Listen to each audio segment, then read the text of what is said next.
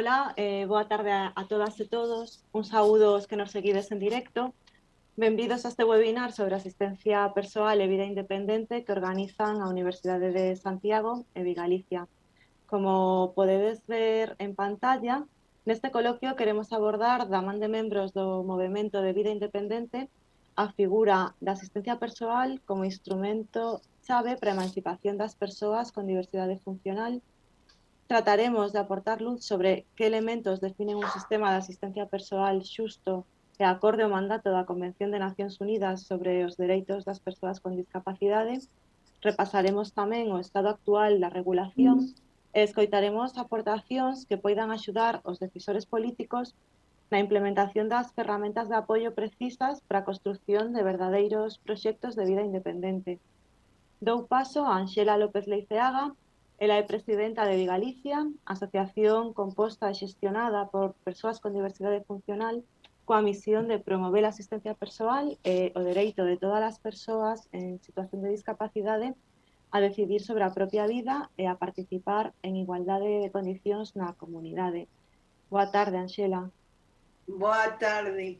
Quería agradecer á Universidade de Santiago e en especial a Javiera Grafojo pola sempre disposición en colaboración con Vigalicia dende a súa presentación no ano 2006, creando a aula da USC que permite este encontro de outros futuros.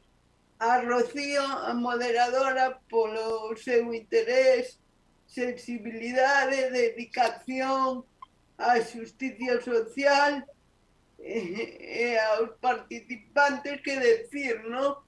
Gracias polo vosso tempo, compromiso por ese traballo constante e interminable por nós e pola sociedade no seu conxunto. E os asistentes por estar hoxe aí, por esa inquietude polo saber. A entidade Vigalicia é unha organización de dereitos humanos, membro da Federación de Vida Independente e da Rede Europea de Vida Independente, que ten como finalidade difundir o ideario do movimento de vida independente, impulsar e promover unha alternativa real á institucionalización como é a asistencia personal, que ten os seus orixes nos anos 60 na Universidade de Berkeley, California, e que foi liderado por activistas e académicos, tales como Robert Judy Heumann, Adolfo Kafka, e que ten como resposta o enfoque asistencialista, paternalista e segregador das políticas públicas dirixidas ás persoas con diversidade funcional. Conseguimos introducir na Lei de Promoción da Autonomía Personal, a chamada LEPA, a prestación da asistencia personal. E no ano 2006 encerrámonos no inserso con o obxectivo de mellorala. No ano 2007 contamos co apoio unánime do Parlamento de Galicia a través dunha PNL para a realización dun proxecto piloto de asistencia personal que tiña 40 horas semanais, que durou até marzo de 2010. No ano 2020 volvimos a poñer de acordo a todo o Parlamento de Galicia para seguir avanzando na mesma e na autoxestión. A Xunta de Galicia no 2010 recoñece mediante decreto o dereito a unha libranza de asistencia persoal, que sin duda foi un avance na consecución dos dereitos humanos e na mellora da vida das nosas vidas, pero claramente insuficiente para evitar a institucionalización e garantir a vida independente, tal e como dispón o artículo 19 da Convención e a observación número 5 para a súa correcta interpretación e aplicación. Que ten este programa? Pois que queda reducido a diversidade física.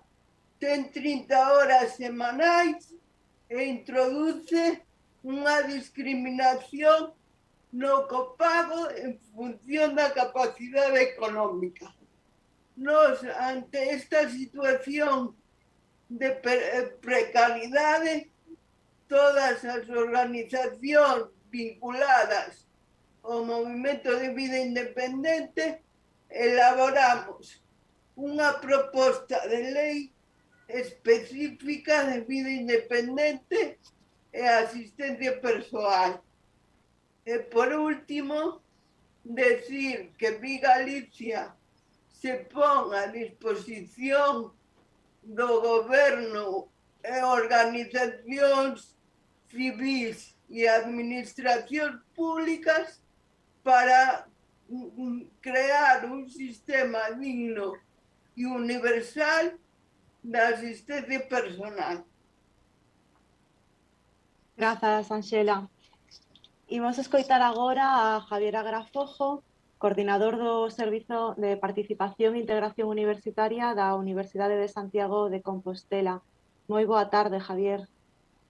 Hola, buenas tardes a todas y todos. Buenas tardes a todas y todos. La Universidad de Santiago es la que tiene que agradecer que el tejido asociativo y en concreto Vigalicia y las asociaciones o entidades que estáis hoy en el seminario confiéis en nuestra institución para tratar de seguir dando pasos en estos temas, no solo dentro de la universidad, sino para el resto de la sociedad.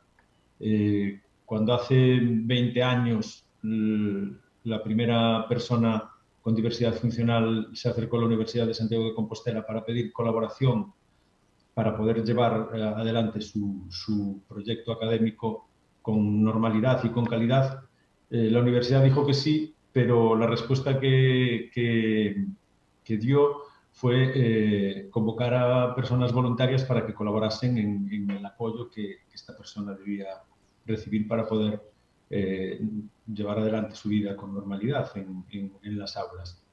Enseguida nos dimos cuenta de que la solución con personas voluntarias no era la correcta y ahí fue cuando recurrimos al tejido asociativo para que nos formulara respuestas o nos diera respuestas para las necesidades que íbamos encontrando.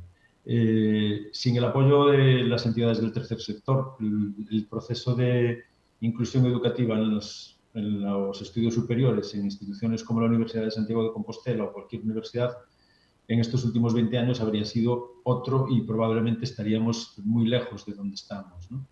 Si hace 20 años se pensaba que con voluntarias y voluntarios se podía resolver el tema y posteriormente peleábamos en el circuito de técnicos de universidades porque se tuviera en cuenta la accesibilidad universal y el diseño para todos en las obras nuevas o en las reformas que se hacían en las universidades, yo creo que eso ya lo hemos superado y ahora estamos tratando de pelear porque la inclusión universitaria sea una realidad que va más allá de lo que es lo que se ve desde fuera y lo que se puede percibir en los medios. Creemos que hay que seguir dando pasos y profundizar con una reflexión importante desde la academia a todos los niveles, en el proceso formativo del alumnado, en el proceso docente de los propios profesionales de la docencia y en el proceso de transferencia de la institución académica a la sociedad. Y esto lo podemos hacer gracias a vosotros. Sin vosotros estaríamos en otro sitio y y probablemente no. Seguro que nuestro proyecto tendría unas carencias enormes. Así que, por mi parte, nada más que agradecer que nos tengáis en cuenta para estos saraos y batallas y que la jornada de hoy transcurra con la calidad y calidez que todos esperamos. Muchísimas gracias a todas y todos, moitas grazas y seguimos. Grazas Javier. Certo, temos compañeiros de fora de Galicia, así que imos continuar a charla en castelán. Además de Ángela López Leiceaga y Javier Agrafojo, nos acompañan Antonio Centeno, él es miembro de la Oficina de Vida Independiente de Barcelona, Javier Arroyo, miembro del Foro Vida Independiente, José Antonio Novoa, de la Oficina de Vida Independiente de Galicia, y Laura Fernández, miembro del Foro Vida Independiente y de Solcom, organización no gubernamental especializada en dar asistencia legal para hacer efectivos los derechos de las personas discriminadas por su diversidad funcional. Antes de dar paso a Antonio Centeno, me gustaría introducir unas pocas pinceladas de contexto al asunto que nos ocupa. Así, muy brevemente, decir que el artículo 19 de la Convención de Naciones Unidas sobre los Derechos de las Personas con Discapacidad, que mencionaba Ángela, obliga a los Estados partes a adoptar las medidas necesarias para asegurar la plena inclusión y participación en la comunidad de las personas en situación de discapacidad. Singularmente, la Convención impone a los Estados el deber de garantizar que las personas con diversidad funcional puedan elegir dónde, de qué manera y con quién vivir, habilitando para ello los servicios de apoyo que sean precisos, entre ellos, y aquí está la protagonista de esta jornada, la asistencia personal que sea necesaria para evitar su aislamiento y separación de la comunidad. Recordar también que la Convención es de obligado cumplimiento para España desde su ratificación y su correspondiente publicación en el Boletín Oficial del Estado. Esta publicación se produjo el 21 de abril de 2008. Y por último, decir que la Convención bebe de todo el trabajo realizado desde los años 60 por las personas en situación de discapacidad que desde el activismo y desde la óptica de los derechos civiles defienden el derecho de todas las personas a construir vidas independientes y a romper con el asistencialismo, el aislamiento y la medicalización de la diversidad funcional. Vamos a continuar con los contenidos. Empezamos con el primero de los bloques temáticos, la asistencia personal como herramienta de emancipación. Saludamos a Antonio Centeno, miembro de la Oficina de Vida Independiente de Barcelona. Buenas tardes, Antonio. Hola, buenas tardes, Rocío. Hola. Le doy ya, ¿no? Vale. Sí, por favor. Bueno, la primera dificultad para hablar de emancipación con la asistencia personal, estamos hablando de una emancipación política, por lo tanto, la primera dificultad es que no hay un reconocimiento de la situación de opresión, ¿no? Está tan naturalizada la dependencia de las familias o directamente de las instituciones que en ninguna ley se reconoce, no hay ningún tipo de discurso político que reconozca esa situación de opresión política. Entonces, a partir de ahí es muy difícil hablar de emancipación, ¿no? Tenemos un problema no tanto de leyes, que ya van reconociendo cositas, sino un problema de discurso, ¿no? De relato, de narrativa, ¿no? No hay una narrativa que sitúe el punto de partida en una situación de opresión política. A partir de ahí, las herramientas que se construyen difícilmente responden a esa necesidad de emancipación con todo lo que ello conlleva, porque al final el poder emancipatorio que tiene la asistencia personal no tiene tanto que ver con las funciones que permite desarrollar, obviamente sí, porque si no te puedes levantar de la cama, difícilmente te vas a emancipar de nada, ¿no? Pero el poder emancipatorio de la asistencia personal va más allá de las acciones concretas, ¿no? Y tiene más que ver con el rol que juega cada parte. Porque un pantalón te lo puede poner un auxiliar de clínica, o tu madre, o un auxiliar del servicio de arresto domiciliario, o te lo puede poner un asistente personal. Y la acción es la misma, pero tu papel en ese vínculo, en esa relación, es totalmente diferente, ¿no? Mientras en una situación dependes de tu papel como paciente, en otro como objeto de buena voluntad y en otro como objeto de, no sé muy bien cómo definirlo, del arresto domiciliario. Pero en cualquier caso, la única situación en la que eres un sujeto es cuando te pones ese pantalón con asistencia personal, ¿no? Porque estás decidiendo con quién lo haces, cuándo lo haces, cómo lo haces. Por lo tanto,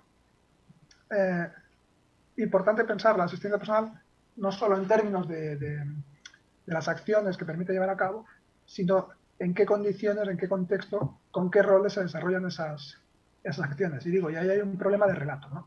Necesitamos un relato que reconozca la violencia, que reconozca la opresión, porque si no es difícil construir lo contrario, ¿no? Y hay una tarea que nos corresponde a nosotros y hay que hacerla fuera de la ley, y fuera de la ley, no contra la ley, pero que no nos lo resolverá una ley, ni nos lo resolverá la convención, ni siquiera la observación número 5, que es quizá el texto legal que está más cercano de reconocer esa expresión, aunque no lo explicite, ¿eh? No habla de una opresión política tampoco la observación número 5. Pero sí habla muy claramente contra la institucionalización, lo cual implícitamente supone en parte reconocer esa violencia, pero no menciona la violencia, ¿no? No hay un reconocimiento explícito de esa violencia. Entonces, nos corresponde hacer un relato primero de dar cuenta de esa violencia, de esa situación de opresión, para que la asistencia personal se piense en términos de emancipación y no solo en términos de ir tirando, ¿no? Y luego nos corresponde hacer otro relato, porque, por ejemplo, en Barcelona, la ciudad de Barcelona, que llevamos con un proyecto de asistencia personal desde el 2006, ahora hay una lista de espera de poco más de 100 personas y haciendo números redondos, unas 50 o 60 dentro del programa de la ciudad, ¿no? Claro, 100 personas es una barbaridad, pero es mucho más grave las 2.000 o 3.000 que deberían estar pidiendo sus derechos y ni siquiera están en la puerta tocando, ¿no? Diciendo, oye, tengo derecho a tener una vida propia, ¿no? Y esto, no va a haber un decreto de ley que le diga a la gente, oye, tienes derechos, ve a reclamarlos, ¿no? Esto no va a funcionar así. Nos corresponde hacer un relato que sitúe la vida independiente, la diversidad funcional, la asistencia personal en un terreno deseable, ¿no? En una buena manera de vivir, en algo deseable, no solo para nosotras, las personas con diversidad funcional, también para todo nuestro entorno, para la sociedad en general, ¿no? Construir ese relato que vaya más allá. Perdón, amigos gallegos, pero que vaya más allá de mar adentro, que vaya más allá de intocable y poca cosa más que tenemos, ¿no? Y eso no lo vamos a hacer con una ley, eso nos corresponde construirlo a nosotras, ¿no? A partir de ahí, todo este trabajo que hay que hacer, digamos, fuera del ámbito legal, evidentemente ahora tenemos viento a favor con esa observación número 5 del artículo 19 de la Convención, ¿no? Es muy explícita. Para mí ya no hay un problema legal, ¿no? O no fundamentalmente, es decir, evidentemente con mejores leyes se hacen mejor las cosas, ¿no? Pero el mandato jurídico, ético, es clarísimo, ¿no? Y ahora nos corresponde implementar esta cuestión, ¿no?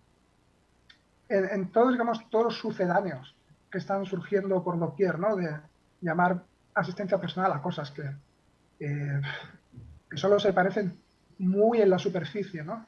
El problema que late es este que digo, ¿no? El hecho de que se piensa la asistencia personal en términos solo de acciones y no del rol, del papel, del contexto en el que se produce y sobre todo cuál es el sentido de esa asistencia personal, ¿no? Como no se está hablando de esa violencia, como no se está hablando de esa opresión, no se está pensando en la asistencia personal en términos emancipatorios, ¿no? Y por lo tanto, a mucha gente, a demasiada gente, le parece que ya está bien. Y sobre todo a los poderes políticos, los poderes públicos, les va muy bien pensar que esto de la asistencia personal o de la diversidad funcional en general es un problema simplemente técnico, ¿no? Poner 4 rampas, poner un par de intérpretes de lengua de signos, un par de asistentes personales y para adelante, ¿no? Y claro, no es así, y no es así porque hay una situación de discriminación sistemática, de opresión política, ¿no? Y no es simplemente una cuestión técnica. Entonces, esto o lo construimos o ningún modelo de asistencia personal va a acabar, digamos, siendo útil a quien debe serlo, ¿no?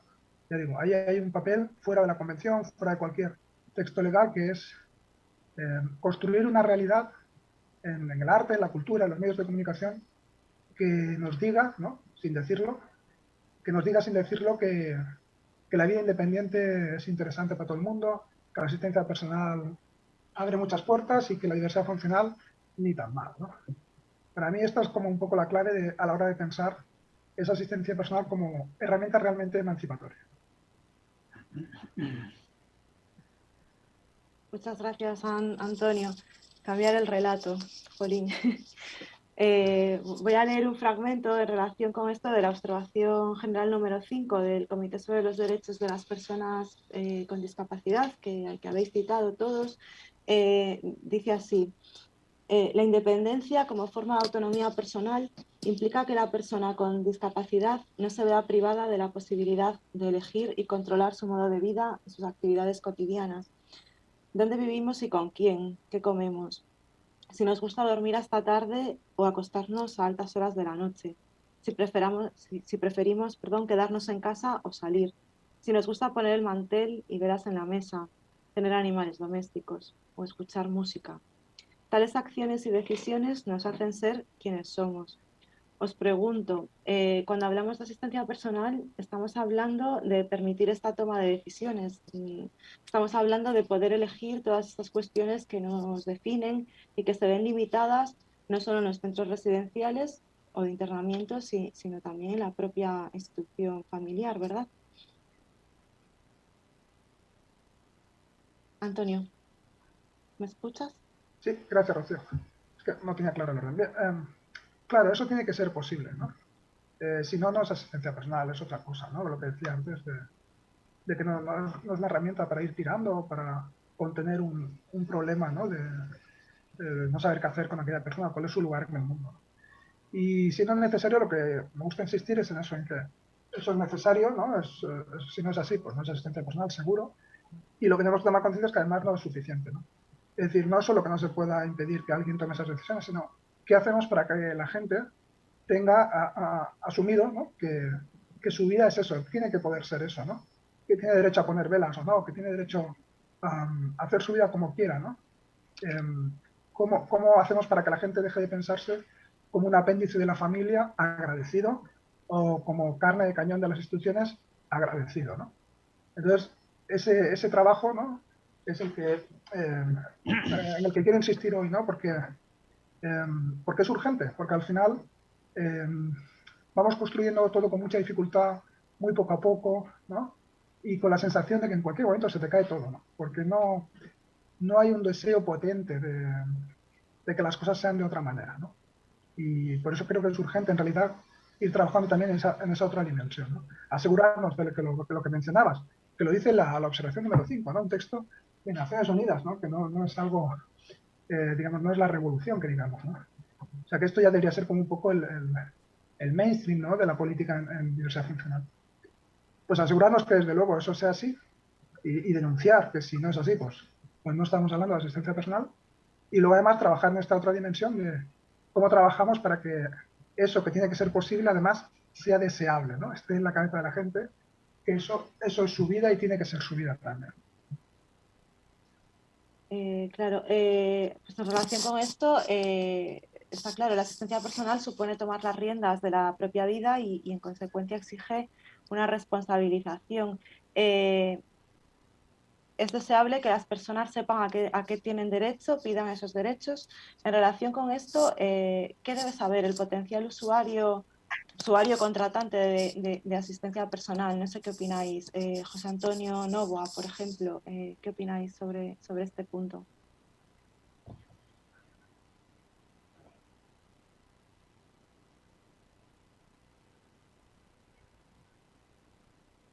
Hola, creo que no nos escucha. José Estaba Antonio silenciado, Novoa. sí. Sí, perdón. Sí, ya estamos aquí. Adelante, Antonio. Sí. ¿Qué debe saber el potencial usuario? Bueno, la primera cosa que debería saber es que hay un derecho que tiene y que puede disponer de él, que debe tener conocimiento de él, que debe querer usarlo, hacerlo efectivo. Esto viene en conexión a lo que estaba diciendo Antonio, es decir, uno tiene que tener conciencia de que puede acceder a las mismas libertades que cualquier otro ciudadano. Entonces, yo creo que la unidad de medida la unidad de medida o el criterio para medir la calidad o lo que es o lo que no es una asistencia personal es la libertad de la que dispone una persona para hacer lo que quiere en la vida, para hacer su proyecto de vida. Uno tiene que pensar cómo desea vivir, cuál es su plan de vida, cuál es su cuál es el estilo de vida del que quiere disfrutar o cómo quiere vivir su vida y a partir de ahí, pues, qué es lo que necesita, qué necesita. Absolutamente claro que la asistencia personal es más que ponerse unos pantalones o ayudarte a levantarte de la cama o hacer un aseo. Eso lo puede hacer una institución también. La clave está en elegir y controlar todo el proceso, desde quién es la persona que lo hace, cómo lo hace, cuándo lo hace, dónde lo hace. Es importante, porque probablemente hay personas que están viviendo donde no desean vivir o que desearían vivir en otro lugar. Y eso en este momento no es algo que esté a la mano de cualquier persona calificada o señalada como dependiente o en situación de dependencia. Si tu cuerpo no funciona conforme al estándar de autonomía normal, pues vas a tener problemas. Y si tienes que depender de terceras personas, vas a tener muchos más problemas. ¿Qué debes saber? Debes saber también que bueno, pues en España hay un derecho reconocido para que disponga de una cierta asistencia personal, de un sucedáneo. Porque, como bien dice Antonio y como bien referisteis, existe esa observación número 5 de la Convención de Naciones Unidas que reconoce el derecho a una asistencia personal para vivir una vida independiente y que detalla muy claramente qué es y qué no es asistencia personal. Y si tú no tienes el control de todo el proceso que envuelve la asistencia personal, desde la elección del asistente, los horarios, los propósitos del trabajo de ese asistente, no es asistencia personal. Asistencia personal no son 3 horas de asistencia al día. La asistencia personal no son 7 asistentes que vienen a las horas que ellos determinan o que determina la empresa proveedora de servicio o la institución a asistirte.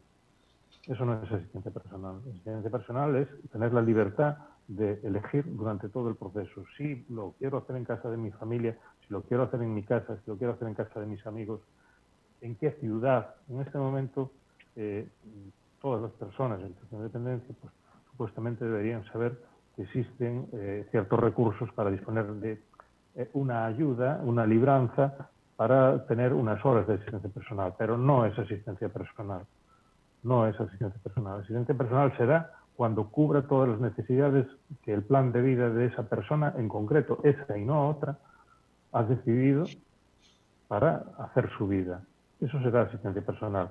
Y ahí estoy absolutamente de acuerdo con Antonio, que uno tiene que tomar conciencia de si quiere ser una persona libre, si quiere vivir con libertad, si quiere poder equivocarse, acertar, disfrutar, gozar, padecer, igual que cualquier otra persona, o quiere mantenerse, bueno, pues en las manos de terceros que nunca van a posibilitarle todo aquello que quiere y va a vivir pues eso, una vida más frustrante que otra cosa.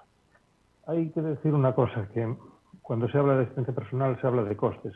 Hay que decirle a las personas que el coste, el gran coste, es la libertad. ¿Cuánto cuesta en libertad? ¿Cuánto cuesta la libertad de las personas? ¿Cuánto cuesta los sueños que no se cumplen? ¿Cuánto cuestan esas frustraciones? ¿Cuánto cuesta esa opresión, esos padecimientos? Esos son los verdaderos costes. Ahí en la observación número 5 hace también una pequeña mención, una mención al principio sobre esos costes. Y eso es algo que tiene que saber, que esos costes que está padeciendo están amparados por un derecho humano. Y ese derecho humano se traslada digamos, al desarrollo normativo con derechos civiles y derechos políticos. Y eso es de cumplimiento inmediato. Entonces hay que luchar por el cumplimiento inmediato de esos derechos. Eso es lo que debe saber. Que tiene derechos, que tiene que luchar por ellos o que debe luchar por ellos, y que existe algo que es un medio para llegar a un fin. El fin es la libertad, el ser libre, el hacer la vida que uno desea. Y el medio es la asistencia personal sin ambajes. Claro, es llamativo el dato que comentaba Antonio Centeno, ¿no? La Oficina de Vida Independiente de Barcelona únicamente tiene en este momento 100 personas en espera. 100 Si nos vamos si nos ceñimos a las cifras oficiales del IMSERSO, la asistencia personal apenas representa un 0,5 de las prestaciones que el sistema de autonomía y atención a la dependencia mantiene activas, cuando, lo estamos diciendo, es la herramienta clave para girar del modelo de institucionalización a la construcción de proyectos propios, libres e individuales. ¿Qué está fallando, no? Bueno, ya habéis dicho, está fallando el relato, está fallando el conocimiento de los derechos. ¿Qué más cosas están fallando?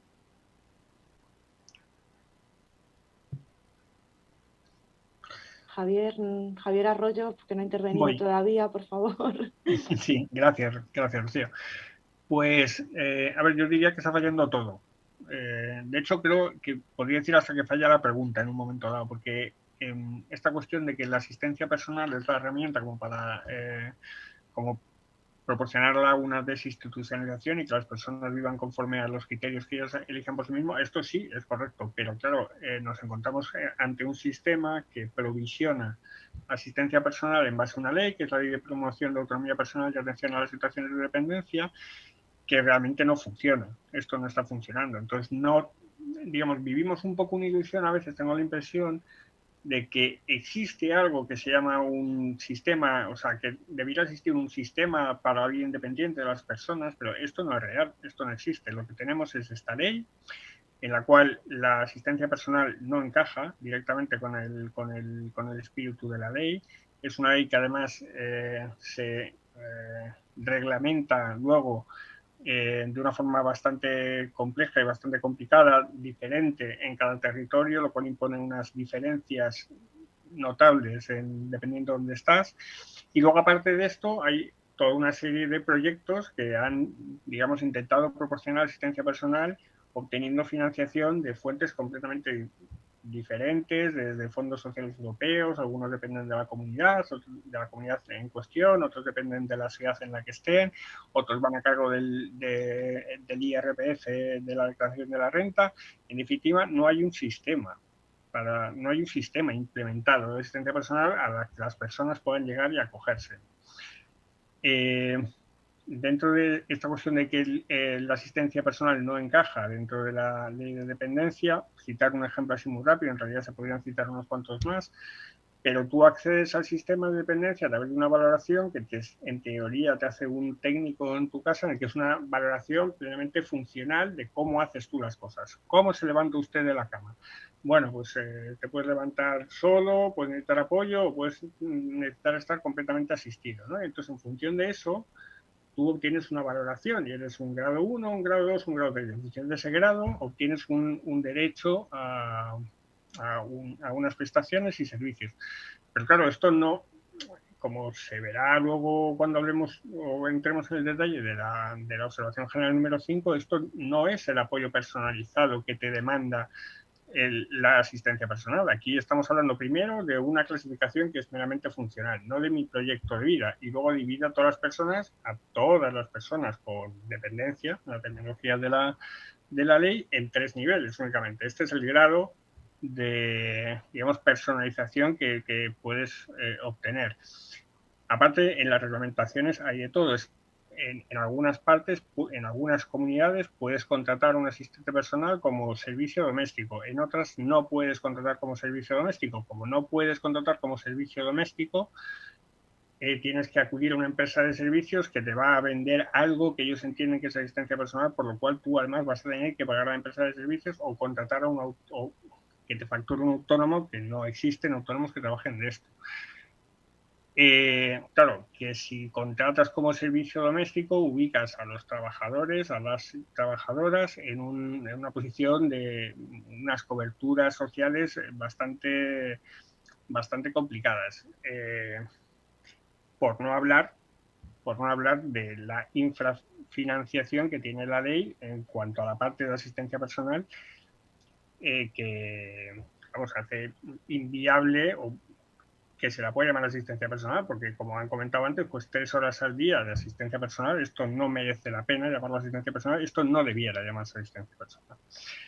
Y la cuestión un poco de fondo es cómo se mantiene esto ¿Cómo se mantiene esto teniendo en cuenta que tenemos una convención que, como bien has dicho, Rocío, es ley? ¿Y cómo se mantiene esto funcionando? Y bueno, yo aquí no voy a incidir más, pero creo que Antonio y Toño han hablado como claramente de la falta de digamos, un cambio cultural, un cambio de paradigma y de tener referentes, ¿no? De personas con diversidad funcional viviendo simplemente su vida, tomando sus decisiones y viviendo como deciden vivir. Gracias, Javier. Habéis hablado, ha salido por ahí cuestión importante, la institucionalización. Estamos viviendo una pandemia de COVID-19 que ha sido devastadora, lo hemos visto en los centros residenciales. ¿Qué enseñanzas conviene extraer? Bueno, pues en ese caso, la verdad es que hablar de la COVID y hablar de lo que ha sido, pues bueno, lo que ha sucedido en los centros residenciales en este país es hablar de algo dramático, que al final lo único que ha hecho ha sido quizá agravar algo que estaba ahí, nuestras posturas de un sistema, el llamado sistema de cuidados de larga duración, quizá un sistema que no funciona y que quizá lo que viene a demostrar es que no todos, al parecer, somos ciudadanos con los mismos derechos y los mismos deberes y la misma dignidad, ¿no? Es decir, en estos momentos tenemos a distintas instituciones y distintas administraciones en tela de juicio por los criterios que han seguido, ¿no? A la hora de dimensiones hospitales, lo que han sido unos niveles de contagio que ahí están las cifras, no se puede comparar lo que ha pasado dentro de los centros residenciales en comparación con lo que pasaba en los hogares. Han vivido situaciones de desprotección y de disminución de derechos fundamentales como ninguna otras estructuras. Esto es algo que si quitásemos de la frase, de la palabra diversidad funcional o edad, porque estamos hablando de personas con diversidad funcional o personas que simplemente son más mayores, o sea, donde aparece la discriminación por diversidad funcional y lo que es el llamado edadismo, ¿no? Discriminación por edad, y parece que todas las vidas pues, no valen lo mismo. Y podemos restringir mucho más los derechos de unos respecto a los de otros, podemos decidir si derivamos hospitales o no derivamos, podemos decidir si pueden recibir visitas o no pueden recibir visitas cuando se vulneran derechos a la deambulación, a la libertad. Es decir, creo que la pandemia lo que ha puesto sobre la mesa es una situación la cual, pues bueno, ya se venía avisando, ¿no? Desde hace mucho tiempo, y es lo que pasa cuando provocamos situaciones de vida irreales fuera de toda norma y de toda lógica. Vamos a tener a un montón de gente viviendo en unas estructuras y recibiendo unas atenciones que no son ni las que demandan ni las que se ha decidido de una manera independiente. Es decir, todo lo que es la individualización, la personalización, pues, ha brillado por su ausencia. Entonces creo que realmente la pandemia lo que nos hace ver es que solo a través de lo que es dejar de invertir, porque antes salía el tema de los costes, ¿no? De lo que era cuando se ve la asistencia personal, ¿verdad? Como coste cuando es una inversión. Entonces, realmente esto nos ha puesto ahí en tela de juicio. No es más normal que las personas estén en sus casas con los apoyos que necesitan, que no en servicios donde realmente nos está respondiendo a sus necesidades ni a sus deseos. Lo que pasa es que creo que hay una parte del relato, de lo que antes comentaba Antonio, que es muy importante, ¿no? La parte de la cultura. A mí me parecería que sería muy importante, sobre todo cuando hablaba de mar adentro, de Indupable, me parece que sería muy interesante que simplemente la diversidad apareciera en nuestra cultura, en el teatro, en el cine, en la televisión, sin que tuviese el cartel, eso es, ni de diversidad funcional, ni de asistencia personal, sino simplemente que aparecieran personas viviendo en la comunidad. Esto va de la sociedad. Esto es una reclamación de la sociedad, que deberíamos estar escandalizados porque partes de nuestros vecinos salgan de nuestras estructuras de las vidas, que el vecino deja de estar porque simplemente pues tiene una diversidad funcional, o un día se cayó, se rompió una cadera y decidieron que no podía estar en su casa para irse a vivir a otro sitio, a qué otros decidan a qué hora se acuesta, a qué hora se levanta y a qué hora se ducha, ¿no? O si se ducha o se le asea porque igual hoy no toca. Entonces, creo que solamente a través de lo que es asumir una responsabilidad de una manera comunitaria, donde sea un valor, es lo que nos va a hacer que realmente esto no se quede en papel mojado y en algo que pasó. Porque ya realmente ya no se está hablando de lo que ha pasado en las residencias. Porque ya hay otras cosas, ¿no? Sobre este juego o este relato político que cada semana tiene una nueva bueno, un nuevo capítulo o unos nuevos protagonistas, ya no interesa. Entonces creo que está en manos de la sociedad civil el que esto se convierte en una enseñanza o simplemente en algo con lo que ya, bueno, pues se han quemado algunas lanzas, ¿no?, políticas. Gracias, Laura. Vamos a continuar avanzando con el programa, aunque en realidad, pues lo veis, todo está muy relacionado. Ya han ido saliendo cosas, pero bueno, vamos a darle paso a Javier Arroyo para que él nos hable del que sería el segundo bloque temático que hemos titulado ¿Qué es asistencia personal y qué no es asistencia personal? Buenas tardes, Javier. Hola otra vez. Bueno, yo vengo en nombre del Foro de Vida Independiente y Libertad, y en el Foro siempre hemos mantenido una apuesta decidida por la vida independiente y la asistencia personal. Hubo un momento que fue un discurso que fue absolutamente rupturista. Cuando yo entré en el Foro, en ese momento, digamos, donde se ponía el acento era construir más y mejores residencias que cuidaran mejor y que, digamos, se propusieran mecanismos de rehabilitación que fueran mejores.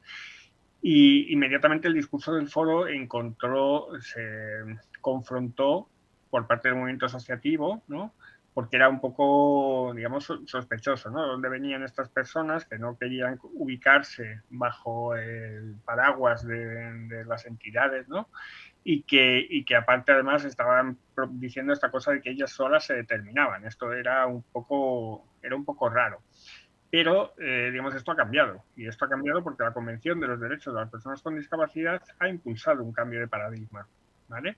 Ese cambio de paradigma hace que el discurso por parte del movimiento asociativo se vaya acercando cada vez más digamos, al que hemos mantenido en el Foro, ¿vale? Digamos, va calando poco a poco el espíritu del cambio de paradigma, ¿no?, que impuso la Convención de los Derechos de las Personas con Discapacidad, va calando, pero no termina de empapar del todo, y este es el problema. Entonces, ahora mismo estamos viendo un boom en cuanto a proyectos que se autodenominan o que se etiquetan de vida independiente, de asistencia personal y de autodeterminación, pero que, como se ha mencionado también en algún momento por aquí, no dejan de ser sucedáneos de lo que debiera ser, o en mi opinión no debieran ser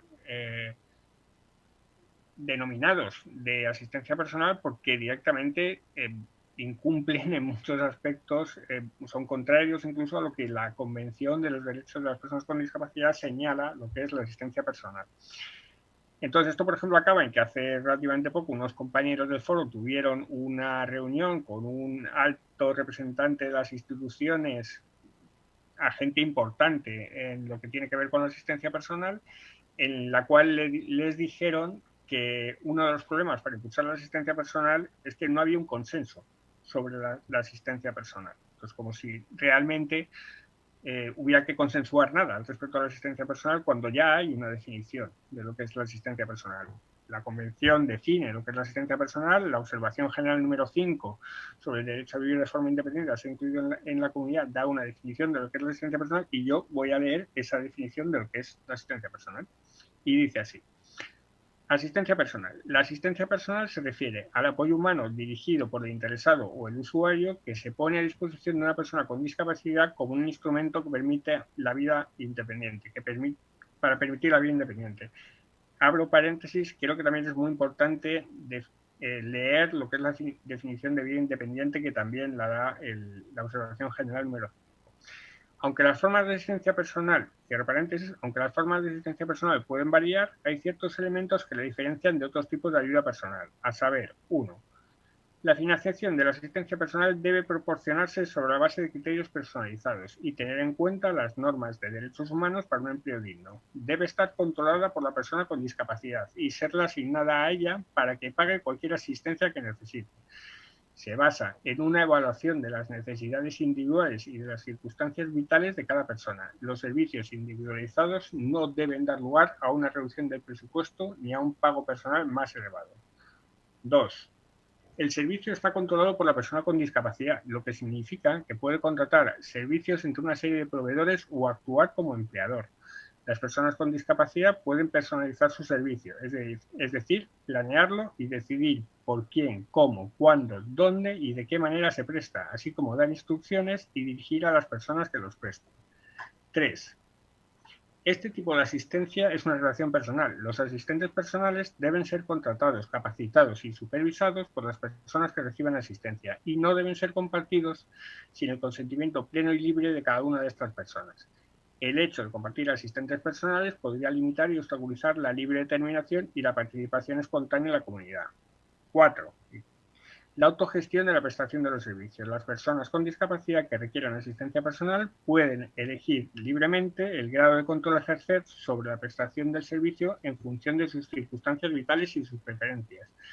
Aunque otra entidad desempeñe la función de empleador, la persona con discapacidad sigue detentando siempre el poder de decisión respecto a la asistencia. Es a quien debe preguntarse y cuyas preferencias individuales deben respetarse. El control de la asistencia personal puede ejercerse mediante el apoyo para la adopción de decisiones. Y ya estaría.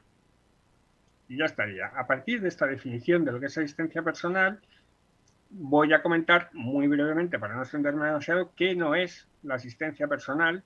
Y lo voy a poner en relación de cosas que están apareciendo últimamente por ahí en este boom de vida independiente y asistencia personal fake que tenemos. Otras formas de apoyos humanos vinculadas a proyectos institucionalizados son formas de apoyos humanos, todo bien, pero no es asistencia personal. Y hace poco salió un proyecto por aquí para proporcionar asistencia personal a personas que vivían en residencias. Y se defendió con el argumento de, ¿acaso es que no tienen derecho las personas que viven en residencias a salir a darse un paseo? Y claro, lo que están haciendo es reducir la asistencia personal que está pensada como para que la gente no tenga que vivir en una institución a una herramienta para salir a dar un paseo. Las que no se basan, no es asistencia personal, las que no se basen en criterios individualizados. Y aquí podríamos entrar casi todas las que provienen de la ley de dependencia. Las que no conllevan un contrato de trabajo al asistente. Esto nunca está de más decirlo, pero la asistencia personal es una relación profesional, no tiene que ver que tus familiares te echen una mano, que tus amigos te echen una mano, no es un voluntariado, es un contrato de trabajo. Y la clave y la decisión es todas aquellas en las que la persona usuaria no pueda elegir, no son asistencia personal. Y aquí voy a comentar también el caso de otra oficina de vida independiente que se abrió muy recientemente, no voy a dar nombres ni detalles por no herir sentimientos, pero que tenía contratado una plantilla de asistentes personales antes de que hubiera participantes en el programa. Es decir, los participantes ya tenían que elegir de entre los asistentes personales que ya estaban contratados y que además eran menos asistentes personales que personas que participaban en el programa, con lo cual iban a tener que compartir asistencia personal sí o sí. Proyectos como estos están saliendo como setas. Hay un montón. Y por eso es interesante tener siempre la definición de lo que es asistencia personal a la mano para no, equivocarnos. Claro, no sé si todos compartís esta misma percepción, esto que estaba comentando Javier Arroyo, esta proliferación de pseudosistemas de asistencia personal. Laura Fernández, quizá el trabajo en Solcom, no sé qué nos puedes comentar, si tienes esta misma impresión. Totalmente. Eso era además partiendo de lo que decía Javier, estaba recordando que eso era un momento en el que parecía que decías asistencia personal y eras como la bicha, ¿no? Era como asistencia personal, esto es que están hablando de asistencia personal, y de repente es que hay auténticos empujones de saber quién llega el primero, a ver quién habla más de asistencia personal y quién da más servicios y quién es más precursor de la vida independiente. Pero eso sí, sin salirnos de nuestra zona de confort. O sea, al final pasa un poco como con los conceptos, ¿no? Es decir, si pensamos en lo que es la evolución, en lo que es el movimiento de personas con diversidad funcional, podemos ver cómo van cambiando los nombres, ¿no? Las nomenclaturas van haciéndose diferentes, los recursos, las intensidades de apoyo. Es decir, hay todo un lenguaje que va como modulándose, cambiando para seguir haciendo en muchas ocasiones lo mismo. O sea, llamar de maneras diferentes y subirte a la ola para, al final, seguir con las mismas pautas, ¿no? Es verdad que realmente, y volviendo además al Foro de Vida Independiente, hace ya muchos años se salieron los indicadores.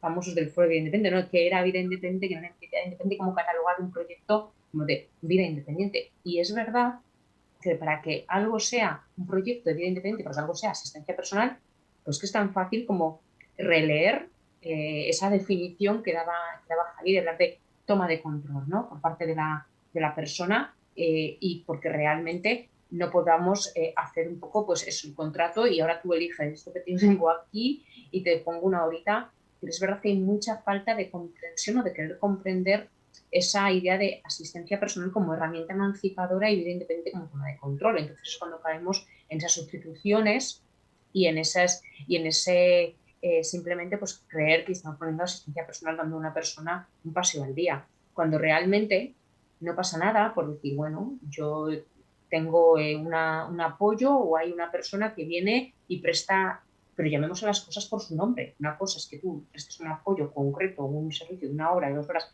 para hacer una acción concreta, una actividad, y otra cosa es confundir la tarea con lo que es la asistencia personal. La asistencia personal no es una tarea, es un enfoque. Entonces, es verdad que yo sí creo que habría que reclamar a las instituciones también y a todo lo que son entidades financiadoras que cuando alguien pone una chapita y dice yo estoy prestando un servicio de asistencia personal, realmente revisáramos y viéramos desde dónde está prestando ese servicio y realmente qué trayectoria tiene esa organización, ese que está poniéndose a prestar esos servicios, ¿no? Que mirásemos un poco de dónde viene, qué hace y cómo lo hace y desde dónde mira, ¿no?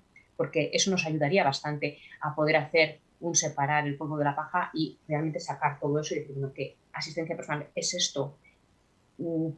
Tan difícil lo queremos hacer y tan fácil podría ser, ¿no? Puede ser, no entendemos esa asistencia personal, bueno, igual no lo queremos entender porque está negro sobre blanco, pero bueno, no quiero extenderme mucho tampoco, no sé cómo vamos. Estáis hablando un poco de que la clave estaría en que el usuario mantenga el control, todas las decisiones pasen por él. No sé, Toño o Antonio Centeno, desde la experiencia de las oficinas de vida independiente, ¿cuál consideráis que es la fórmula que mejor asegura que ese control permanezca en la persona, ¿no? Y que sea dueño de cada una de las decisiones? Bueno, hay elementos también que ya están en la observación número 5, ¿no? Cuando habla de que el control tiene que ser por parte de la persona y que tiene que poder elegir, por ejemplo, entre diferentes proveedores o actuar directamente como proveedor, ¿no? O sea, esta cuestión de la gestión de la asistencia es importante para que sea posible esa responsabilidad y ese control directo sobre la asistencia, ¿no? Y luego, o sea, me parece también clave, a ver, lo que decía Laura, ¿no? A ver, cuando Repsol hace un anuncio hablando de energías renovables, hombre, nos ponemos un poquito en guardia y no nos lo creemos todo, ¿no? Pues yo creo que con todo igual, ¿no? Hay que tener en cuenta a quienes siguen con el mazo, como era aquello de a Dios robando y con el mazo dando, ¿no? Que te hacen una jornada de asistencia personal mientras gestionan residencias donde tiene a la gente encerrada, ¿no? Hombre, un poquito de criterio. Y también un poquito de valentía que necesitamos para decir estas cosas en voz alta, ¿no? Porque, en fin, o sea, sin esa voz crítica, pues a lo mejor a más gente también le cuesta, ¿no? Discernir lo que es una cosa de lo que es la otra, ¿no? Y si Repsol nos tiene que sacar con las energías renovables, pues vamos regular, ¿no? Esto hay que estar atento. Y luego, en cuanto a lo importante, cada vez hay que inventar menos. Quiero decir, que solo con cumplir lo que dice la observación número 5 es muy difícil hacer un sistema que no sea realmente de asistencia personal, no solo con dar cumplimiento a lo explícito que dice la observación número 5. Y luego hay prácticas ya de muchos años, ¿no? Que van muchos años funcionando y que se ha demostrado desde muchos puntos de vista, tanto de los derechos como de la eficiencia económica, pues que funcionan, ¿no? Y que funcionan de esta manera, dejando la capacidad de decisión a la persona, ¿no? Y, por ejemplo, pues la oficina de Madrid o la de Barcelona o la experiencia en Galicia, cada cual con sus limitaciones y con sus virtudes, ¿no? O sea, que hay que inventar poco, porque hay que... Yo creo que es una cuestión de lo más difícil, ¿no? Que es la voluntad política. O sea, sabemos cómo hacerlo, hemos demostrado que es sostenible, que tiene sentido, tenemos una legalidad internacional a favor, tenemos todo, ¿no? Falta lo que es más difícil, que es la voluntad política, y que vuelvo a enlazar otra vez con lo del relato, ¿no? Esta voluntad política en buena parte no está porque no hay un relato que lo reclame. No hay un deseo de ese otra otra forma de vivir, ¿no? Claro. Volvemos a ese punto. Os lanzaba un poco la pregunta a los dos, también a Toño Novoa, por la experiencia de las oficinas de vida independiente que estáis representando aquí, pero aprovecho para introducir otra pregunta para Toño. Otro tema, otra gran cuestión, se está hablando mucho de la formación que han de tener los asistentes personales. No sé qué creéis, ¿es aconsejable definir una formación mínima y común para todos ellos? Y en caso de que esto sea así, ¿quién debe impartir esa formación? Se la lanzo a Toño Novoa, si quiere recopilar desde atrás alguna de las cuestiones que han quedado colgando. Pues sí, yo quería insistir también en lo vergonzoso de todo este asunto. Y no sé, digo vergonzoso por poner algo suave, ¿no? Porque llevamos muchos años, como bien decía Antonio ahora, llevamos muchos años.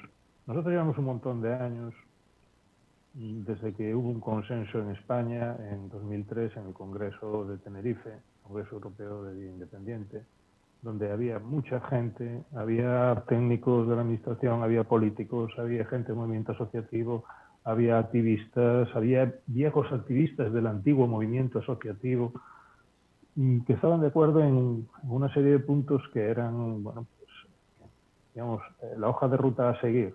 Esa hoja de ruta a seguir está pues, en los cajones por ahí, como si fuera, pues no sé, la Internacional o el himno de Riego, una más que está, no sé.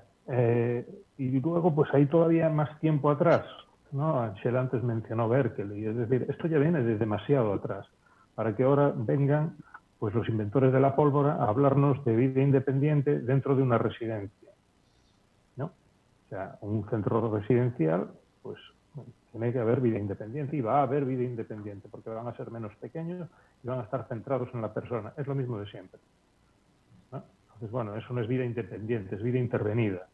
Entonces, bueno, yo propongo que a los centros penitenciarios también se les llame centros de libertad intervenida. Vale, si vamos por ese camino, por el camino de las palabras. El que pone las palabras manda y el que manda, pues dice lo que tienen que hacer los demás. De ahí que, bueno, parece que dentro de, digamos, de un grupo importante con peso político en España, que debería estar abogando por la convención, que debería estar, no sé, presionando por los despachos para que la observación número 5 fuese efectiva, real, tal y como dice la propia observación, pues van a los parlamentos a decir que a reñirle a los diputados porque hablan de diversidad funcional y deberían decir personas con discapacidad. O sea, es que este es un disparate de arriba abajo. Y ahora me voy a la Oficina de Vida Independiente y a las experiencias. Bien, pues la experiencia en Galicia, por ejemplo, es tristísima. Es tristísima. Es tristísima. Si Rosalía viviera, pues le dedicaría versos. Vamos a ver, resulta que al mismo tiempo que en Madrid y en Barcelona se ponen en marcha proyectos de vida independiente, donde realmente se han acercado todo lo máximo posible a lo que dice la observación, todo lo que se podía. Bueno, pues el mismo proyecto presentado en Galicia parece que iba a ir adelante y en el último momento aparecen en la mesa pues los representantes del movimiento asociativo. Ya el día que llegamos a aquella mesa, donde normalmente nos reuníamos con una secretaria general para decidir cómo iba a ser y cuándo iba a empezar y pequeños detalles, pues ves a esa gente y dices tú, esto ya está como un negocio, ya está visión de negocio, esto aquí hay pasta y vamos a tal. Y fue así. La primera tajada, la primera reducción fue pasar de un proyecto en donde la medida era el número de horas que cada persona necesitaba para hacer su plan de vida, no levantarse de la cama, no, el plan de vida, y eran variables, entonces unas más, otras menos, pero bien.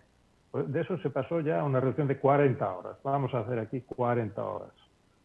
40 horas. Bueno, pues 40 horas. ¿Cuántas son 40 horas?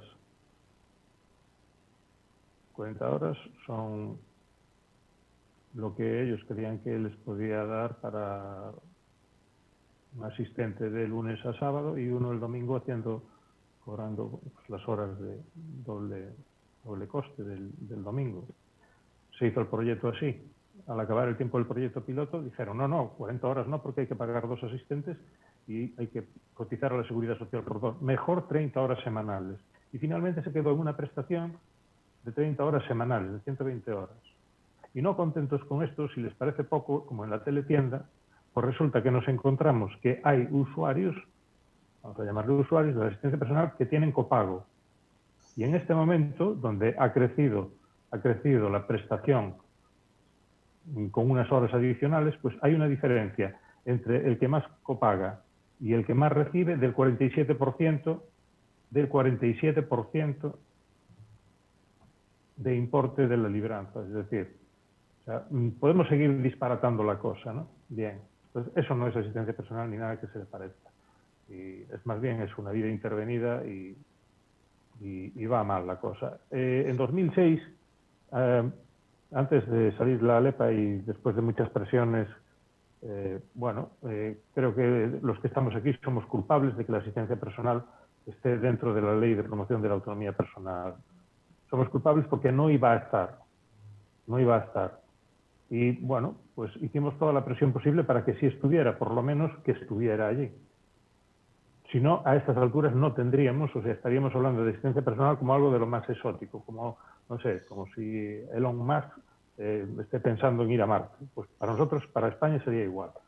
Bueno, entró en la LEPAP. Entró en la LEPAP y la LEPAP está hecha en el artículo 49 de la Constitución, que habla de derechos sociales. Y esos derechos sociales están pensados desde términos muy anteriores, desde el auxilio social, la caridad, el asistencialismo. Por lo tanto, no podía salir algo muy bueno de ahí. Pero bueno, está ahí.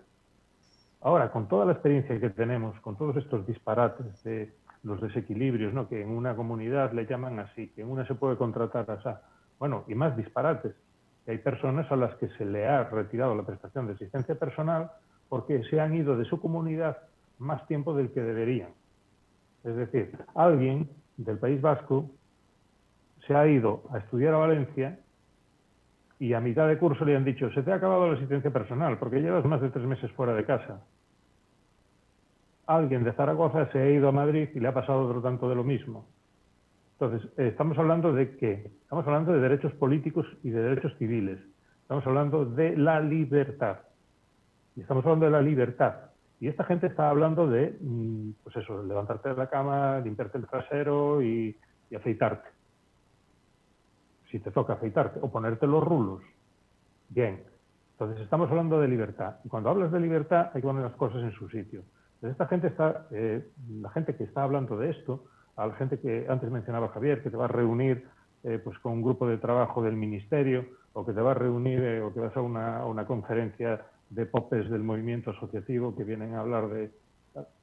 Está pensando en otros términos. Mira, en la Primera Guerra Mundial hubo una guerra de trincheras que fue casi eterna, se eternizó. El Estado Mayor británico, cuando fueron jóvenes, aquellos dirigentes, pues se fraguaron en guerras de caballería, donde las líneas se movían en el frente y tal. Y se fueron a una guerra de trincheras donde creían que las trincheras se iban a mover y quedaron allí estancados. Y cada vez que querían hacer un movimiento se morían miles y miles de personas. Bien, pues esto es algo parecido. Es una cuestión de concepto, es una cuestión conceptual. O sea, los conceptos con los que están intentando dar pasos no sirven. Es la trampa del paradigma, que en 2006 ya hablábamos de ella. Las 3 trampas de la LEPAP. La del paradigma, la económica y la del derecho. Estaban hablando de un derecho social cuando nosotros hablamos de un derecho político y civil. Estaban hablando desde un paradigma asistencialista cuando nosotros hablamos de un paradigma de derechos humanos. Y estamos hablando de economía, que nunca en la historia de España ha habido tanta riqueza en este país. Nunca tanta riqueza ha sobrevolado a los minusválidos, a los tullidos, a los discapacitados o como le quieran llamar. Y nunca ni las gotas llegan a los que siguen en la cama y lo único que le ofrecen es decir, mira que tenemos una eutanasia maravillosa para ti. En cuanto tus padres se mueran, porque son muy mayores, y tú veas que la cosa está muy jodida, pues te puedes eutanasiar. Entonces, vamos a poner las cosas ahí. ¿Quiénes son los responsables de esto? Los responsables de esto son las personas que hablan Yo no estoy hablando, yo cuando hablo, no hablo por esas personas, por el que no se puede levantar de la cama, por otros no. Pero hablo como si fuera una de ellas. Y hablo por lo que me gustaría que dispusiesen cualquiera de esas personas. Pero estas otras personas sí van a las reuniones, hacen proclamas y legislan o intentan meter las comas y los punticomas dentro de los reglamentos. Pues esas personas son responsables de que toda esa riqueza no vaya a donde tiene que ir, que es a generar libertad. Lo siento, no quiero interrumpirte. Tenía que hablar de la formación. Pero Bien, quería incidirte en eso. Te pido que seas conciso, que nos des con mayor brevedad cómo piensas que tiene que articularse la cuestión de la formación de los asistentes personales. Pues yo tengo fe en pocas cosas, pero yo voy a decir que creo que el catecismo de la observación número 5 es un catecismo a seguir. Y este catecismo, si sigues este catecismo y no tienes que hacer interpretaciones porque está hecho por el Tribunal Supremo de los Derechos Humanos de los Discapacitados, y hay que hacerlo, hay que seguirlo, y esto es para todos, para el gobierno, para el movimiento asociativo y para el Sursum Corda. Entonces, según esto, según lo que dice aquí, pues uno entiende que la formación básica es la que da el usuario a su asistente. Esa es la formación básica, eso es lo que debe haber. Y luego puede haber unas formaciones opcionales o vocacionales. Yo como asistente, pues mira, me gustaría trabajar pues con personas con autismo. Pues voy a aprender mucho sobre personas con autismo y voy a ir a un curso de formación que la Organización de Autismo Number One o la Organización de Down Number One va a dar para trabajar con personas con autismo. Entonces yo me presento a las entrevistas con un diploma que dice, mira, yo sé además sobre esto, y eso me da un valor frente a otros candidatos. Esa sería la formación opcional, pero la básica es la que yo voy a dar a mi asistente personal. Yo, el usuario, al asistente personal. Eso es lo que uno entiende de aquí. Porque si no, y eso sí lo dice claro, no hace falta entenderlo, estoy poniendo un umbral de entrada. Si yo digo que para trabajar como asistente personal tengo que hacer un curso de 300 horas, de 200, de 100, de 50, de 25, de 10 horas, estoy poniendo un umbral de entrada. Y entonces, cuando Manolito o Juanita o Menganita quiere contratar a un asistente personal y tiene que hacer una selección, una búsqueda, pues a lo mejor no encuentra personas que tengan el curso de 10, 50, 100 horas. ¿Y qué hace? Si eso es baladí, eso es nada, no lo quiere. Hasta ahora todo el mundo se ha arreglado sin formaciones maravillosas. Y cada uno hemos formado nuestros asistentes personales. Y hemos sobrevivido. Y sobrevivimos. Y llevan sobreviviendo cientos y miles de tullidos en todo el mundo formando sus asistentes personales. Que no venga nadie a inventar ahora aquí otra vez la pólvora. Es decir, la formación básica la da el usuario. Una dificultad, poner un umbral de entrada. Y un umbral de entrada limita las opciones, limita la capacidad de elección, limita la libertad. Por lo tanto, va en contra de lo que dice la observación número 5 y de lo que dice la Convención. Una dificultad entiendo que se verá agravada pues, en entornos a lo mejor más pequeños, del rural, la imposibilidad de encontrar asistentes disponibles, personas que cumplan. Clarísimamente. Yo estoy contratando un asistente ahora que es músico en el paro. Y el otro es cargador del muelle. Y el otro, agricultor. No tengo ningún problema. Se establecen exigencias de titulación o de cursos, pues claro. Umbrales de entrada. Un umbral de entrada es una prohibición. Lo habéis mencionado un poco, también me interesaba saber en qué punto se encuentra la proposición de ley de vida independiente y lo comentaba, creo que Javier Arroyo, esa situación en la que la asistencia personal no encaja en lo que se ha llamado en llamar sistema de atención a la dependencia. ¿Qué obstáculo representa que la regulación actual de la asistencia personal esté vinculada a la atención a la dependencia y en qué punto se encuentra esa proposición de ley que, bueno, habéis elaborado desde el movimiento? Por favor, vamos bastante mal de tiempo, concisión.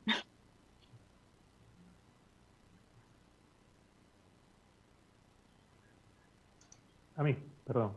Sí.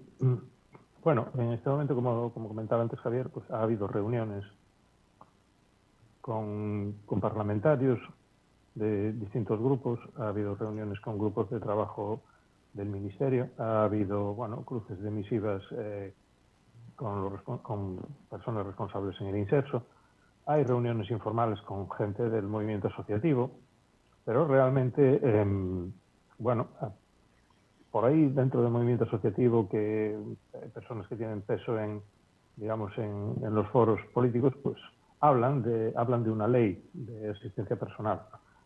Pero nosotros, creo que como Foro de Vida Independiente, como miembro del Foro de Vida Independiente, como OBIS, como Federación de Vida Independiente, Ángela estará por ahí, lo sabrá, no tenemos nada efectivo. Es más, hemos visto que este año, a finales del año pasado, el Ministerio ha convocado unas ayudas espectaculares, nunca en la vida ha habido tanto dinero, y realmente, pues si uno se va al detalle de esas ayudas, pues resulta muy difícil poner en marcha proyectos de vida independiente de un día para otro. Entonces, no sé si acaban de creérselo o no. Yo creo que ahí hay una congelación intelectual o una congelación conceptual. Volvemos a lo mismo de antes. Siguen instalados en el paradigma asistencialista y no disponen de las herramientas intelectuales para ser capaces de pensar en cómo canalizar esos recursos, hacer la transferencia financiera hacia la libertad y hacia la desinstitucionalización. Entonces, no sé, no soy muy optimista, más bien me estoy viendo en muchas reuniones con Laura para pergeñar por ahí una demanda contra España por no poner en marcha pues eso, un sistema para la vida independiente, como es el que proponemos dentro de esa ley de vida independiente. Proponemos un sistema para la vida independiente que que desarrolla claramente la interpretación que el Comité de Derechos Humanos para la Discapacidad hace de la Convención. Creo que eso está congelado como la intelectualidad de ahí del Ministerio. Mencionas a Laura. Laura, además de todo lo realmente importante, ¿no? Desde la óptica de los derechos humanos, la defensa de los derechos humanos, ¿qué implicaciones puede tener para el empleo, para el ámbito de los cuidados, una buena regulación de la vida independiente, como esa proposición que está en circulación? Clave, porque incluso, fíjate, yo antes estaba escuchando todo el tema de la formación, y a nivel internacional, por ejemplo, es verdad que incluso no se vincula, no aparece regulado, o sea, que tienen la formación los asistentes personales, que no vista del derecho del asistente personal a su formación como derecho, como cualquier trabajador, ¿no? El derecho a la formación, y que muchas veces toda esa formación se regula, eso sí lo quería decir, muchas veces porque la propia persona, que si una persona necesita que su asistente personal sepa lengua de signos, obviamente va a contratar a alguien que sepa lengua de signos, ¿no? La flexibilización en el tema formativo yo creo que es súper importante y que es un elemento que se pone mucho sobre la mesa y que en algunos casos puede ser muy interesante que tengan unas determinadas formaciones que las va a valorar la persona lógicamente cuando va a contratar y que también al asistente personal le va a enriquecer, ¿no? Respecto a lo que es el empleo, si nos fijamos en lo que es el ámbito de cuidados para las personas que están implicadas, tiene rostro de mujer. Es decir, en estos momentos lo que vamos a decir es que la mayor parte de todo lo que se da a nivel de cuidados dentro de hogares, todo lo que está pasando de una manera más informal, al final son mujeres las que básicamente están haciendo unas dobles, triples jornadas, y hay una parte muy, muy clara, ¿no? de lo que son los horarios tradicionales y lo que es la discriminación de la mujer y un montón de cosas. ¿Qué implica regular el empleo? Que saldría un montón de empleo también que está en situación irregular, que saldría a la luz, que se dignificaría y que se prestigiaría. Porque en estos momentos, con la asistencia personal pasa también como es un sector en el que parece que es el asistente personal o que, pues bueno, que es algo que no tiene valor, no es algo que la gente tenga en su imaginario, es el asistente personal, no está prestigiado. Yo creo que al final todo lo que es regular va a ser muy positivo. Cuando se habla, incluso ¿no? Cuando hablamos de la España vaciada o la España que queremos vaciar, pues seguramente con asistencia personal también habría una manera también incluso de facilitar que las personas se mantengan en sus propios entornos. O sea, todo lo que sea empleo va a ser positivo para las personas que quieren contratar asistencia personal, va a ser positivo para quienes van a trabajar como asistentes personales y para la sociedad en sí, ¿no? Porque se va además a regular y vamos a ver cómo... A mí hay una cosa que me parece interesante, es cuando hablamos de los datos de asistencia personal en España, por ejemplo, se habla de la diferencia entre territorios. Por ejemplo, cuando salen las diferencias entre distintos territorios, de Euskadi, yo que soy vasca, yo siempre digo, no, Euskadi no, Guipúzcoa. O sea, no es Euskadi, es Guipúzcoa. Es decir, ¿y cuál es el elemento, si analizamos los datos de Guipúzcoa, cuál es uno de los elementos diferenciadores?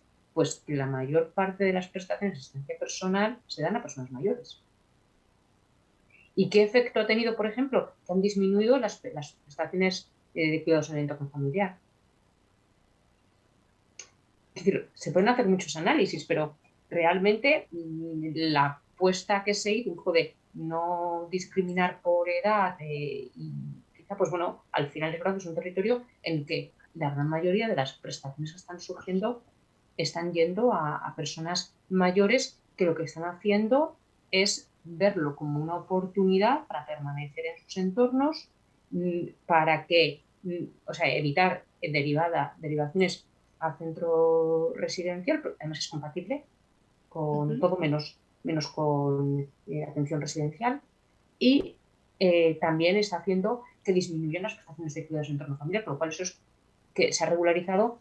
Y lo que en otras ocasiones está pasando, que es que lo que es algo que no se nos escapa, ¿no? A nadie, que es que hay mucha contratación o mucha no contratación y mucha irregularidad dentro de esas otras formas de contratación, ¿no? De dedicar recursos. Entonces creo que hay muchos elementos que desde ahí podríamos analizar. Y también el que, cuando hablábamos antes de lo de que hablábamos, ¿no? De que hubiera sido una figura exótica si no nos hubiéramos enterrado, en que estuviera dentro de la PAC, realmente yo cuando hablo con la gente en la calle me parece que sigue siendo algo exótico esto es el asistente personal, porque en el fondo hay un retorno económico importante además, ¿no? Hay un retorno económico importante, del cual creo que vamos a hablar todavía algo más, ¿no? Pero es verdad que sigue siendo exótico, me refería a que sigue sin estar dentro del imaginario colectivo, es decir, la gente no tiene claro sobre la asistencia personal, o sea que realmente todavía hay que hacer mucho por clarificar esta figura, por sacarla a flote, y se necesita mucho de regularizar y de que se sea un efecto generador de empleo que además va a revertir en la sociedad, porque no es finalista, al final es algo que genera riqueza, ¿no? Porque hace que la persona siga consumiendo, siga en su entorno, o sea, es claro. Sí. Recuerdo un estudio de la Universidad Internacional de Andalucía, es ya de hace unos años. Este en concreto había cifrado el retorno económico por cada euro invertido en asistencia personal en más de 3 euros, 3 euros y medio. Podría ser, estaría generando recursos para alimentar una buena prestación, ¿no? Sí, es clave y además parece mentira, pero es que todo avala, ¿no? Que la asistencia personal genera riqueza y lo que genera es que al final las personas, pues es eso, sigan consumiendo, se sigan manteniendo activas y que no sea algo pasivo. Entonces, bueno, pues parece que desde un punto de vista, aunque no sea ya por convencimiento, ¿no? Por egoísmo económico, pues debería impulsarse bastante más lo que se está haciendo. No sé, por ejemplo, Javier Arroyo, que llevas un ratito sin intervenir, ¿qué opinas de esta cuestión de los recursos, el retorno económico? Sí, vamos mal de tiempo. Vamos falta de tiempo, pero quiero hacer un comentario al hilo de lo que ha comentado ahora, al hilo de las destacanadas estas de la asistencia personal y las diferencias de territorios. O sea, por ejemplo, tenemos un problema claro con las personas que pasan de 65 años y que de repente se pierden la prestación de asistencia personal. Esto es otra historia que no quería dejar de pasar porque me han pedido que lo hiciera. Y al hilo de lo del retorno económico, sí, digamos, dentro de que es un poco feo hablar de estas cuestiones cuando estamos hablando de una cuestión de derechos, al final se han hecho estudios, el que comentabas de Andalucía, en la Oficina de Vida Independiente de Madrid también se hizo uno y en Barcelona también se hizo otro por el ayuntamiento y han demostrado el retorno económico de la prestación económica de un servicio de asistencia personal. Claro, en el momento que tú coges y permites a las personas ser ciudadanas y dejar de ser ciudadanos, ¿no? Entonces participar activamente en la sociedad, consumir en bares, salir al cine o irse de viaje o simplemente llevar su vida, y liberas a los familiares que se han encargado, a las mujeres que tradicionalmente se han encargado de ellas, pues claro, las mujeres pueden también ser ciudadanas, ponerse a trabajar, lo que sea, y hay un retorno económico constatado ya por 3 estudios. Y bueno, pues ya está.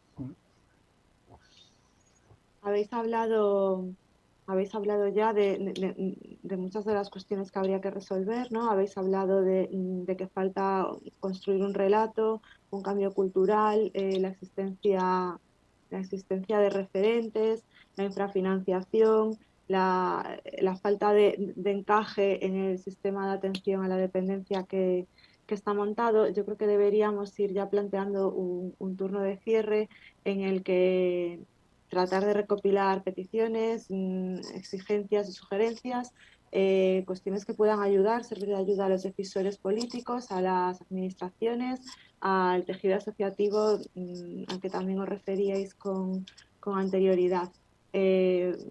No sé, en el orden que queráis, por ejemplo, Antonio Centeno, llevamos mucho tiempo sin escucharte, y luego pues vosotros mismos vais interviniendo y vamos cerrando brevemente, por favor. Bueno, toda la lista que has hecho de problemáticas a resolver, pues está ahí y es cierta, ¿no? Y quizá para cerrar, pues señalar también todo lo que tenemos a favor, ¿no? Tenemos ese marco internacional de derechos humanos que establece la Convención y que explicita de manera muy concreta la observación número 5. Con lo cual, cuando se nos dice esto de que no hay consenso, pues no habrá consenso en no sé qué ministerio, pero el consenso lo pone la ONU, ¿no? Puedes subir por encima de lo que dice la ONU, pero no bajar. Entonces, ese marco internacional es a favor, ¿no? Tenemos a favor estos estudios socioeconómicos, ¿no? Que los sociólogos hacen con esta técnica que llaman el retorno social de la inversión. Se ha hecho este de Sevilla, bueno, de Andalucía, el de Madrid, el de Barcelona, y todos van muy apuntando a una cifra muy concreta, ¿no? O sea que la cosa debe ir por ahí, ¿no? Que por cada euro que se invierte en asistencia personal, cuando pones valor a todo lo que esto desencadena, valor económico, pues resulta que hay 3 euros de retorno por cada euro que se invierte en asistencia personal. Esto ni Repsol, ¿no? Es decir, que al final, el día que aprendamos lo que decía Machado, ¿no? Que decía que de necio es confundir valor con precio, cuando esas vidas de esas mujeres que están haciendo esa atención forzosa, cuando esas vidas de esa población tullida, cuando todo eso no se mire solo el precio que da en el Excel de la administración pública de cero, porque no le damos nada, y miremos el valor de eso, entonces, bueno, se nos va a caer la cara de vergüenza, ¿no? Pero tenemos a favor esto, ¿no? Estudios desde las ciencias sociales que acreditan que realmente los sistemas de asistencia personal son muy eficientes también a nivel económico, ¿no?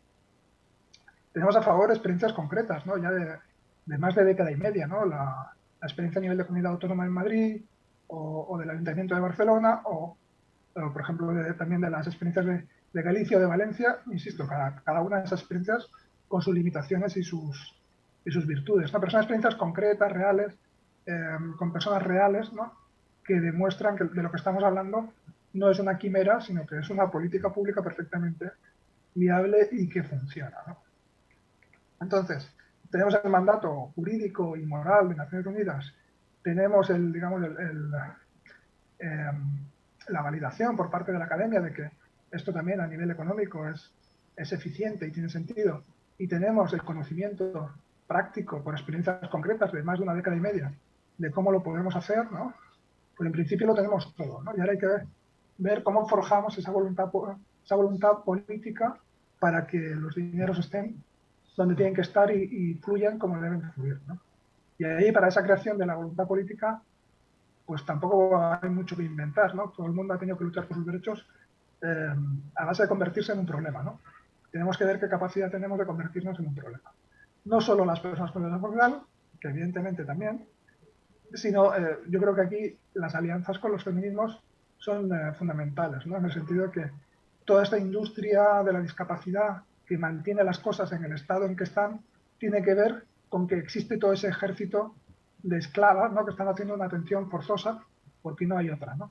Esto es insostenible desde un punto de vista ético y moral, ¿no? Y aquí la visión de género y la lucha conjunta, ¿no? con los feminismos tiene que ser clave también para mover esto, porque necesitamos que eso deje de verse como parte de la solución, ¿no? Cuando una ley te dice, bueno, podemos tener un cuidador no profesional, una cosa delirante, ¿no? Que en ningún otro ámbito establecido como un derecho, ya sea la salud, la educación, a nadie se le ocurría algo ni parecido, ¿no? En este, como no se ve como un derecho, pues se generó, por ejemplo, esta figura, ¿no? Entonces, dejar de ver esto como parte de la solución y empezar a denunciar que es parte del problema, ¿no? Pero aquí yo creo que esas alianzas las necesitamos también con otras luchas políticas desde el punto de vista del género, porque es una de las cuestiones clave para que, bueno, para que esto se mueva, ¿no? Cuando en los países nórdicos se han desarrollado estos sistemas, no es solo porque tengan dinero, porque en Arabia Saudí también tienen dinero. Es porque las vidas de las mujeres de los países nórdicos tienen valor. Entonces, poner en valor esas vidas es lo que nos va a ayudar a remover el sistema viejo y poner en marcha el del siglo XXI. Gracias, Antonio. Javier Arroyo, algo que añadir en este turno de cierre brevemente, por favor. Yo voy a hacer aquello de que paso, me quedo con las palabras de Antonio que me han encantado. Sí, lo voy a dejar aquí y ya otro tiempo. De acuerdo, Toño Novoa, por favor. Bueno, yo, siguiendo el hilo de Antonio, pues lo pondría como preámbulo y ya diría a todos esos responsables de que esta situación siga empantanada, congelada y que, bueno, instalada en esa cultura, porque sí hay una cultura de la discapacidad que viene de atrás, viene del asistencialismo y tal, y que ven las cosas así, tal y como las ha definido Antonio, y las hacen así. Entonces, les pediría amablemente y les ofrecería también la mano, como siempre se la hemos ofrecido desde el Movimiento de Vida Independiente, para que empiecen a trabajar en una cultura de derechos humanos, para que dejen de objetar la Convención, porque no están haciendo objeción de conciencia de algo malo, están haciendo objeción de conciencia de los derechos humanos de quienes ni siquiera pueden defenderlos, de quienes ni siquiera muchas veces saben que los tienen. Porque si hay techos de cristal, aquí también hay paredes de cristal, en las que hay personas en las que están enterradas y no pueden ir más allá de aquello, más allá de su familia, o más allá de su barrio, más allá de... Y realmente no están viviendo las vidas que quisieran vivir. Y no hablo de tener aspiraciones, no sé, fantásticas, sino, no sé, lo que hacen sus amigos del cole, o lo que hacen sus primos, o lo que hacen tal.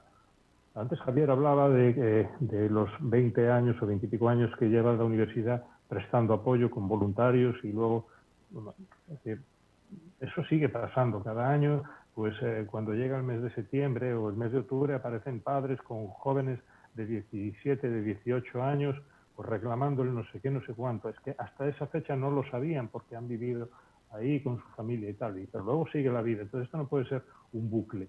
Pues yo le pido a esta gente, al movimiento asociativo organizado tan potente alrededor de esa industria extractivo-ganadera, que extraen del presupuesto público para tenernos bien instalados en esos centros de vida intervenida, que piensen en términos de derechos humanos, que dejen de objetar la Convención, que dejen de objetar o de reinterpretar el artículo 19 y que pongan en marcha y que hagan valer la observación número 5, que esto no es una broma, porque además es ley que hay que acatar. Y si no, pues lo que nos queda es seguir así hasta que nos eutanasie alguien. Y ya está. Laura Fernández, último turno, Pues si nada, quieres añadir algo. Se ha dicho todo, solamente quería hacer una mención al gran Javier Romañac y al número de la diversidad. Entonces pediría simplemente a las personas que toman las decisiones que junto con la Convención que se revisen el modelo de la diversidad y que vean que esto es un acto de derechos y de dignidad, ¿no? Y que dejemos hablar de capacidades, de evaluar a la gente y de hablar de que esto es una cuestión de todos y para todos, porque la dignidad de las vidas de todos es la misma. Y con eso creo que ya no tendría nada más que decir. Gracias. Pues hemos agotado el tiempo, tenemos que dejarlo aquí.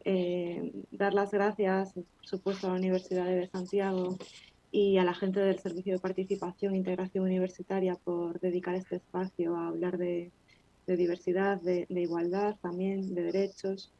Gracias al equipo técnico que ha hecho posible esta emisión, que nos ha aguantado.